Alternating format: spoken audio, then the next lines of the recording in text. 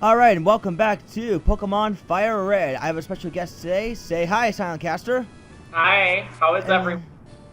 Everyone's doing just fine. Alright, in the last episode, in case you haven't already caught it, we defeated Lieutenant Surge and got the Thunder Badge. Now we move on to Rock Tunnel. Yeah. I didn't catch it, but did you get a Diglett or a Dugtrio or you Oh no, I caught Nidoking instead. Okay. Yeah, I'm just raising the microphone just a little bit. Because for some reason the microphone just lowered all the way down. I'm not sure why. But yeah, no, I just use a Nidoking pretty much. Okay. Yeah, because you can get like a Nidoran male. You could also done a Nidoran female too, but yeah, Diglett Dugtrio also would have been a fine choice. Yeah, those are my that's one I usually use till the end too, is the Dugtrio. That's what I'm doing in my playthrough right now. Oh yeah? Oh, you're doing your own Pokemon LP? Yeah, but the game, I was playing it and the game, I had something wrong with the computer and it crashed, and so I have to start back from Celadon. Oh, that part sucks. I guess you just like Dugtrio because it's just fast? Pretty much, yes. And then he comes with Dig, so you get a lot of free attacks on your opponents sometimes. Yeah, I pretty like Earthquake better, honestly. Okay. I haven't. I mean, it is the best ground move in the game. Yeah, I haven't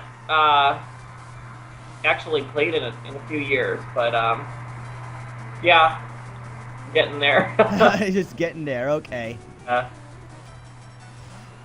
Oh boy, I don't know why. For some reason, during the screen share on my Camtasia Studio, the audio microphone tends to just go down. I'm not sure why that is, but I guess as long as I can still pick up my audio, I think I'll be fine. Yeah, for sure. So that went down pretty easily. Yeah, because I'm using Nidoking's Thrash ability, which basically you can attack for 2 or 3 rounds, but it leaves you in confusion right afterwards. Okay. I've never used this Pokemon before. Nidoking? No, I haven't used it. Oh, well, it's a poison ground type. Basically is a more of an offensive Pokemon compared to Nidoqueen. Nidoqueens tend to be more defensive. Mm-hmm. They both share similar stats otherwise. Nidoqueen is obviously, more bulky than Nidoking, but I don't know. It just depends on your taste, honestly. Plus, I can learn a variety of moves. Yeah, I can see. Yeah, because I see that they can learn quite a bit, so it's very versatile as far as Pokemon go. Yeah, not bad, but not great either, at least in my opinion. Okay. But that's just me though, personally. Okay. So are you going to be acquiring new ones and eventually? Yeah. I might eventually change up my team a bit. I'm not sure yet. I might go with the one I currently have. Let's see. Do I have... Whoa, hello. There we go. I do have Awakenings, but I can't get rid of Confusion yet, so... I might just go ahead and switch out. Now, something I've noticed new in this generation, because I've only played the originals and then this one, are the berries, but I don't use them too often. The berries are just situational at best, honestly. You can use a Chesto berry in case you have like a rest strategy, or a Prism berry in case you want to protect yourself against confusion. Mm-hmm. Things like that. I mean, there are better held items, obviously, to use. Mm-hmm. Now, one thing I've been doing too is carrying around a Meowth, so that way they pick up random items, which can help. Because I get a few rare candies from them too. So. Oh yeah, I mean, Meowth's alright for a pickup slave. I use it actually for a amulet coin spammer, honestly, because if you give it an amulet coin, and this is something I just discovered, if you give it an amulet coin and you just spam Payday, you get 4 times the money than you normally would. Oh, really? Okay. Yes, yes. Even without have to be in a trainer battle. Okay. Okay. I mean, it can work in Crystal. I think it can work in other generations as well.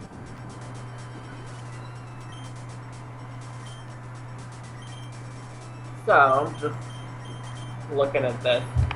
So, I've never used the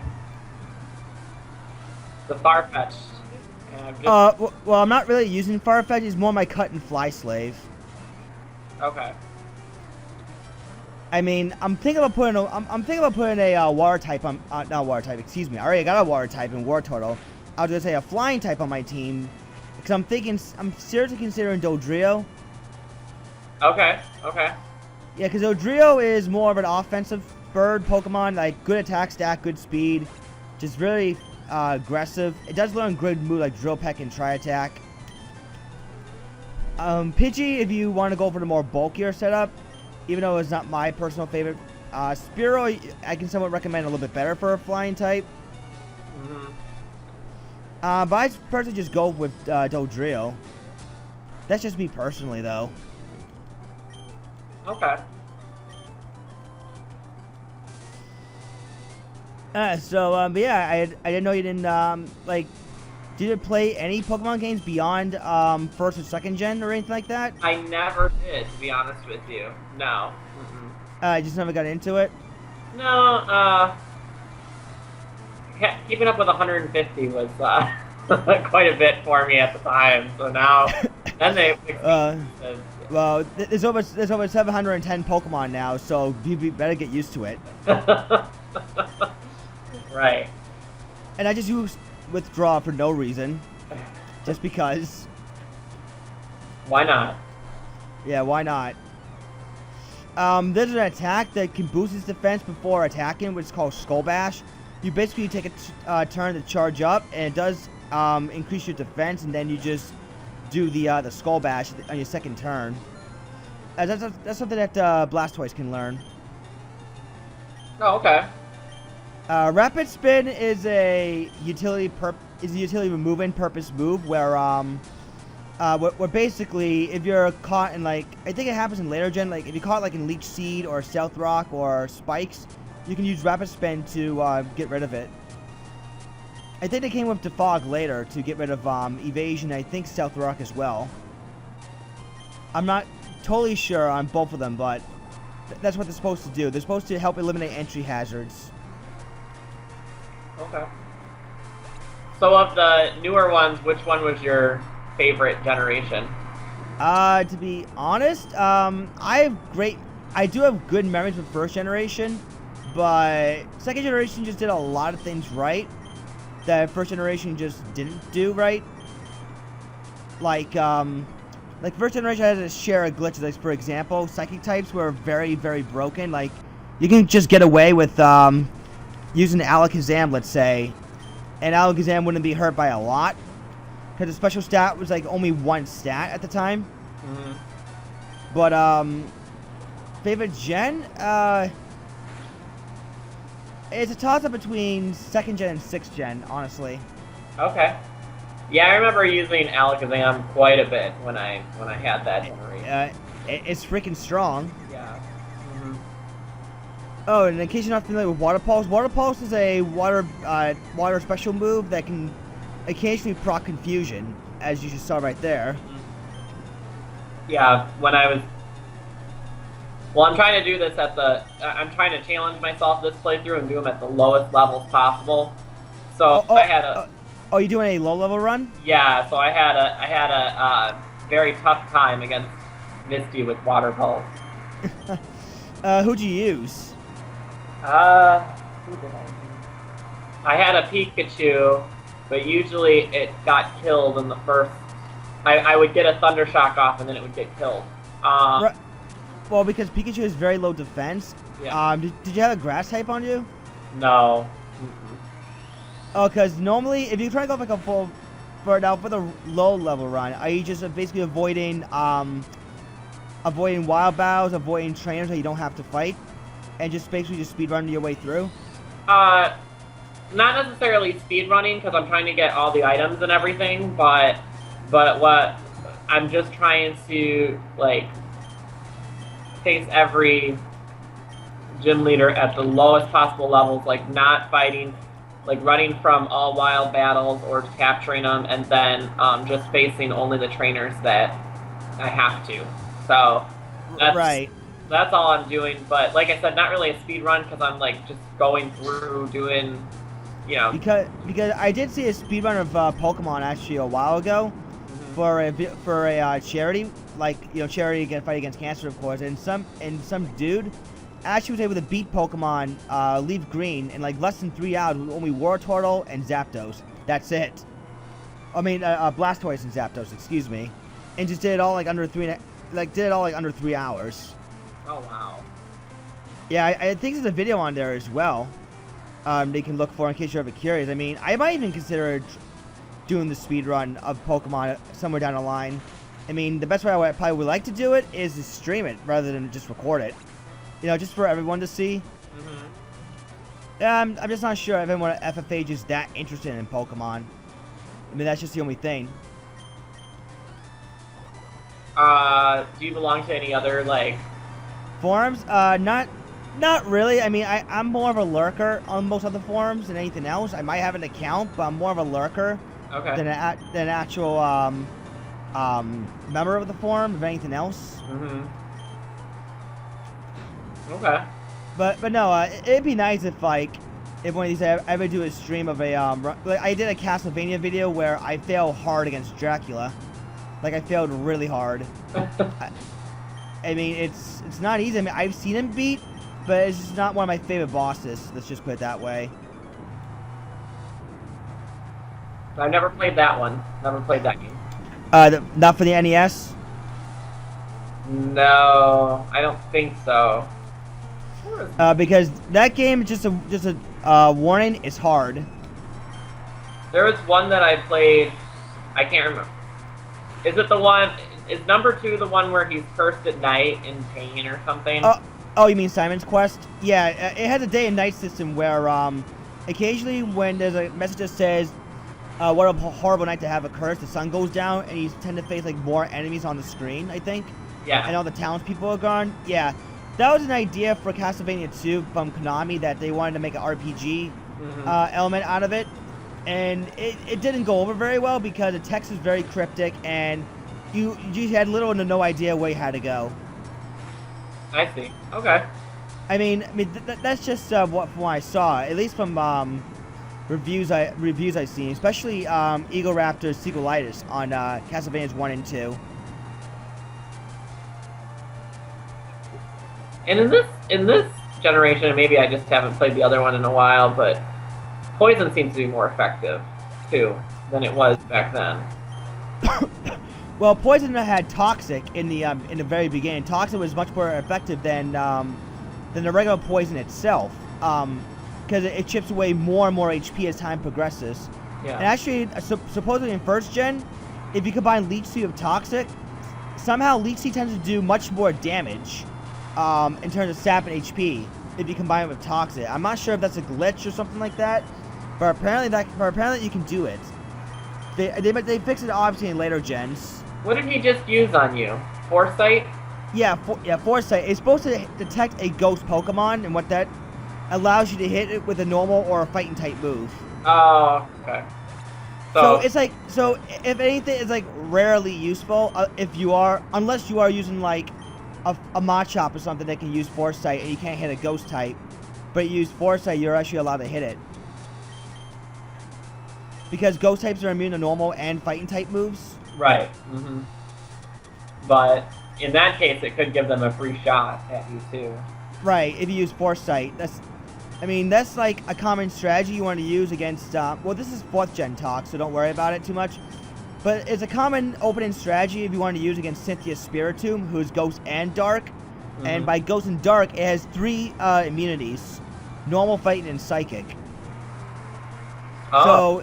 So, and because of this part Dark, if you were to use Foresight with like a fighting Pokemon, you can one-shot with like a cross chop or a close combat or something like that. Okay. I mean, not a lot of people tend to go for it though, because it's such an uncommon and underused method to bypass ghost types. Mm-hmm. But I really want to experiment that, and I mean, I don't know if I want to do a playthrough on Diamond and Pearl. I mean, I have a Diamond and Pearl actual game where I actually caught my first shiny. Okay. I'm not sure. Have you heard of the concept of a shiny Pokemon? No. Basically, what a shiny Pokemon is something that is extremely rare to find, and it was first introduced second generation, where you had a 1 in 8,192 chance of catching one, and it's basically there for bragging rights, if anything else. So if you notice, like when a Pokemon appears, like a huge sparkle that follows it afterwards, you really want to catch one. Oh. It's a great bragging right. Like say if you ran into like a shiny Rattata, for example, if you see a little sparkle that comes in after the Pokemon appears, you immediately want to catch it, and it's such a heart-pounding experience. You know, especially if it's a Pokemon that you really want on your team. Okay. Like really hardcore. Like imagine if you ran into like a shiny Mewtwo, for example, you would shit yourself. Yeah. Now what advantage does that give you? Well, it doesn't exactly give you an advantage, but the IVs would have to get. The IVs of the Pokemon have to be extremely specific in order for it to be a shiny. Like, extremely specific. Okay. As of 6th gen, they changed the odds actually to 1 in 4,098. No, 1 in 4,096, excuse me. So it is still incredibly rare to find, but not as rare as it used to be. Yeah. So definitely finding a shiny Pokemon. The other thing about what separates a shiny Pokemon from anything else too is the sprite color is also different. Okay. Like you'll know like a different coloring on the Pokemon itself. That's how you can also tell it's a shiny. Okay. Okay. So I mean, if you look up any video on YouTube about shiny Pokemon, you can tell that a lot of people tend to get really excited when they find one. Like, Cheka Conroy, for example, finding a shiny Coffin in his Crystal LP. Okay. Like if you look up shiny Coffin, you can see like he was like flipping the hell out about it because he was actually looking for a physical wall in his team, and well, Coffin and Weezer are known to be physical walls. But he found it like. Well, he found it off extreme luck, like extremely lucky. Yeah, if it's, I mean, it's less than less. I mean, it's way less than 1%. Just look at it that way. Yeah. So, 'cause I got excited when I found a Clefairy. I put I mean, I have a Clefairy on my team right now. Oh, this was way back though. I probably, I mean, it only took me about 2 hours, but it was just one of those moments where I screenshot it and put it on my Facebook because I was so excited. Why? I mean, do you like Clefable as a Pokemon? Well, I remember it being better in the first generation than it is now. For some. Yeah, because what happened was in second generation, they split the special stat, so now it's special attack and special defense. So that's why Alakazam, while still strong, is not as broken as he used to be. Yeah. Or a Pokemon like Hypno, which used to be formidable, but now is crap because its special attack took a huge hit. Or Snorlax, which is normally not that great on the special department, gets a huge special defense boost. So Snorlax is like, let's say, the ultimate counter to Psychic types because it can use Body Slam or even Double Edge or something like that. It can most likely one-shot a squishy Psychic type Pokemon because its attack stat's so freaking high. Okay. Yeah, I used to, like I said, I mean, but what I used to use Clefairy for was all the special stuff because you could teach it a lot of extra moves that. Well, because normal types tend to like be very versatile. Mm-hmm. All right, so I need a Flash Slave for Rock Tunnel coming up, so that's why I'm trying to catch this Voltorb here. And have you ever done it without using Flash? I have. It's just a bit of a pain. I mean, I could try to do it without Flash. I mean, Well, I think it'd be useful for the playthrough, you know, in this case, just because... Yeah, I guess just show it off, sure. Yeah. So 1, 2, 3, a catch. And the funny thing is, I happen to run into a Voltorb reverse try. And to be honest, Voltorbs are actually very common. They're actually, at one point, before Ninjask was introduced, Electro was the fastest Pokemon in the game. Oh, really? Yeah, extremely fast. Like, you can get like a self-destruct off in just the first turn. Now, how powerful is the move? Well, it has a base 200 power, but because Electro has pretty low attack power, don't expect it much. However, if Snorlax can learn self-destruct, and Golem can use explosion, so you can probably use them as like suicide units. Yeah, that was one I used to use too, was Golem, but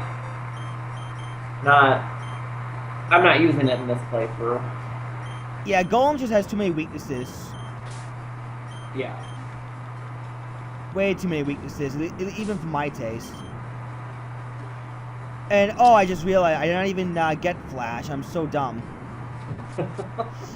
So, now I have to run all the way back to friggin' Vermilion City just to go through Diglett's Cave. I feel so dumb right now. Did you get the bike? No, I didn't. Wait, did I? No, I didn't do that either. Shit. I got so caught up in playing this game that I completely forgot. Yeah, I do have the bike. I do have the bike Vulture at least, so. Yeah. So thank God for that. And Wild Pokemon Battle, not interested. Spearow, not interested. Yep, you already got both Spearows. Well, I had to trade a Spearow to get the Farfetch anyways. Yeah. I mean, Farfetch is by all means a terrible Pokemon, but it's just good for HM Slave. Is it? Because I was trying to use it, you know, but I ended up giving up. I just haven't tried, you know, anymore. Well, it shouldn't be used competitively to begin with because its stats are absolutely terrible. But if you want to use it for HM purposes, it's perfectly fine. Oh. And actually, Farfetch can learn Brave Bird, and you can use it to pass down to other flying types. So Farfetch is also used for breeding purposes as well. Oh, okay. For some of the for some of the moves, yeah. Oh, time to register the bike. The cool thing about registering a key item is you can use it once you press select. Yep, mine's selected, or mine's working like that right now. Now, yeah. I cannot find the items in this. I waited. Like, I know that there's hidden items here somewhere, but I cannot find them. There's usually like a guide for it or like screenshots, but if anything, you can just use the item finder and you'll be on your way. Yeah. I feel like I've tried, but maybe I just need to try again. I don't know. So. Perhaps. Yeah. I mean, I know where the rare candy is in Cerulean City, the hidden rare candy. Oh, there's also a shortcut, by the way, if you want to get back to Pewter City.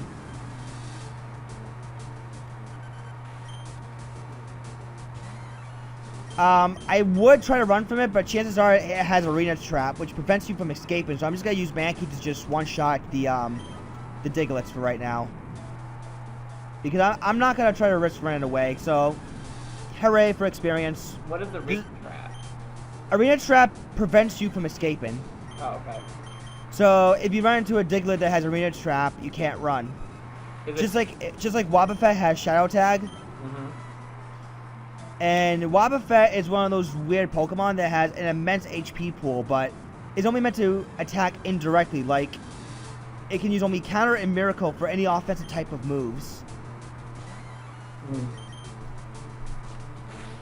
Like, I don't know if you ever used a Wobbuffet before. A what? Wobbuffet. I don't even know what that is. Wobbuffet is a psychic type, and I mean, if you look it up on Google Images or something like that, or you know what Wobbuffet looks like. It's meant to be a Pokemon that can trap you with Shadow Tag so you can't run. And it's meant to take one of your hits, and if it's physical or special, it will counter with the appropriate move. Like, like Counter can only counter physical moves, and Miracle can only counter special moves. Oh, okay. It can also use Destiny Bond, where if you're about to kill the Pokemon and it uses Destiny Bond on you, you will go down with it. Oh, okay. I just found it. Yeah, that's what Wobbuffet looks like. Well, that's interesting. It's also on Team Rocket's side too in the anime. I haven't watched that in so long. I stopped, I think after the first movie. Oh yeah? You haven't seen the second movie or anything like that? No. Yeah. No. My sister was really in. I think she still is. I think she's doing something with Oh yeah. Last time I talked to her, she was playing X and Y. Yeah, she just she was texting me something that she was into that. So I haven't. Yeah, been into that? No. Not yet. I see. That's fine. Another Diglett for my Mankey to kill. Whack-a-mole! Whack-a-mole! Whack-a-Diglett! I just forego all the Diglets and just capture the Dugtrio usually. So, but well, Dugtrio is worth catching. Yes. What I did notice was the last time, or Diglett had different moves than Dugtrio. So like like they both had 4 moves, but Diglett had different ones. So I never tried to. Well, in this generation, Diglett can learn Sand Tomb, which basically, think of it like Bind, where it traps you in battle, but it's therefore you won't be able to switch out. And it's just like a reoccurring move. Like back in first gen though, moves like Bind and Wrap were incredibly broken because you can prevent them from ever attacking you. Yeah, I do remember that. Like you would, no matter what, you would select an action and it wouldn't allow you to do anything. Yep. Alright, so that's all the time we got for right now. I just got the HM Flash. We'll see you next time. Hopefully Soundcast will be around for that one. Later. See ya.